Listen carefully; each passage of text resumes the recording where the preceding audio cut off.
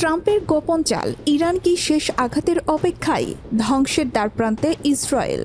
মধ্যপ্রাচ্যের আকাশে আবারও ঘনীভূত হচ্ছে যুদ্ধের কালো মেঘ, আর সেই মেঘের আড়ালে লুকিয়ে আছে একের পর এক রহস্যময় কৌশল ও অদৃশ্য খেলা।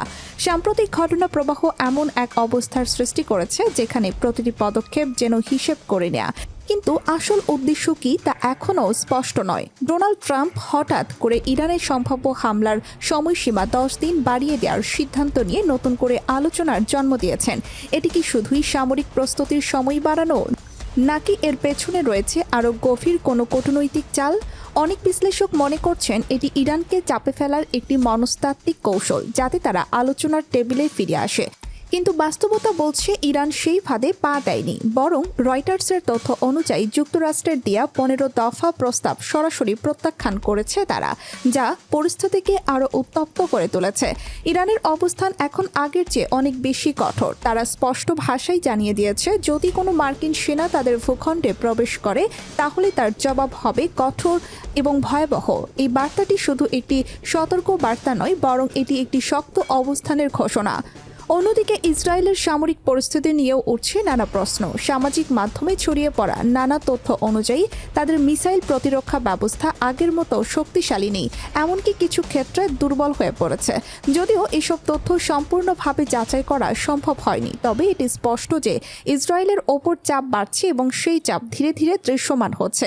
এখানেই সবচেয়ে গুরুত্বপূর্ণ বিষয় হলো ইরানের কৌশল। তারা সরাসরি বড় আকারের যুদ্ধের পথে না গিয়ে ধাপে ধাপে প্রতিপক্ষকে দুর্বল করার চেষ্টা করছে।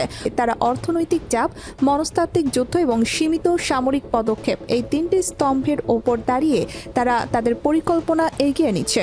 বিশেষজ্ঞদের মতে ইরান এখন অপেক্ষা করছে একটি নির্দিষ্ট মুহূর্তের জন্য।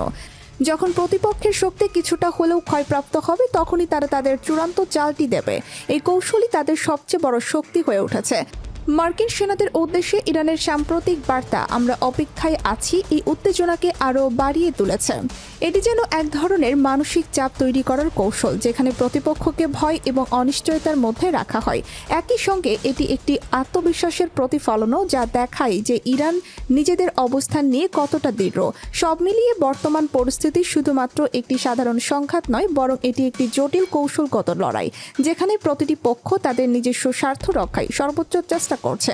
ট্রাম্পের সময় বাড়ানোর সিদ্ধান্ত, ইরানের প্রস্তাব প্রত্যাখ্যান, ইসরায়েলের প্রতিরক্ষা নিয়ে প্রশ্ন, সবকিছু মিলিয়ে তৈরি হয়েছে এক বিস্ফোরক বাস্তবতা, যা যে কোনো সময় বড় আকার ধারণ করতে পারে। এখন বিশ্ববাসীর একটাই প্রশ্ন, এই উত্তেজনা কি পূর্ণাঙ্গ যুদ্ধের রূপ নেবে, নাকি শেষ মুহূর্তে কোনো অপ্রত্যাশিত সমঝোতা পরিস্থিতিকে বদলে দেবে? সময়ই তার উত্তর দেবে। এই পরিস্থিতিতে আরেকটি গুরুত্বপূর্ণ দিক হচ্ছে আন্তর্জাতিক শক্তিগুলোর অবস্থান। চীন ও রাশিয়ার মতো দেশগুলো কৌশলগতভাবে পরিস্থিতি পর্যবেক্ষণ করছে, আর ইউরোপীয় দেশগুলো চাইছে উত্তেজনা কমাতে কূটনৈতিক সমাধান। কিন্তু বাস্তবে দেখা যাচ্ছে মাঠের পরিস্থিতি যত এগোচ্ছে ততই সমাধানের পথ সংকুচিত হচ্ছে। ফলে যে কোনো ছোট ভুল সিদ্ধান্তই বড় সংঘর্ষের রূপ নিতে পারে, যা শুধু মধ্যপ্রাচ্য নয়, পুরো বিশ্ব অর্থনীতি ও নিরাপত্তার উপর গভীর প্রভাব ফেলবে। বিশেষ করে তেলের বাজার, জ্বালানি সরবরাহ এবং বৈশ্বিক বাণিজ্য এই উত্তেজনার কারণে বড় ধাক্কা খেতে পারে, যা সাধারণ মানুষের জীবনেও সরাসরি প্রভাব ফেলবে। আপনার মতামত আমাদের জানান, ভিডিওটি লাইক করুন, কমেন্টে আপনার প্রতিক্রিয়া লিখুন এবং চ্যানেলটি সাবস্ক্রাইব করুন। সর্বশেষ রাজনৈতিক আপডেট, গুরুত্বপূর্ণ স্কিপ নিউজ এবং সরাসরি ভিডিও আপডেট পেতে আমাদের সাথেই থাকুন।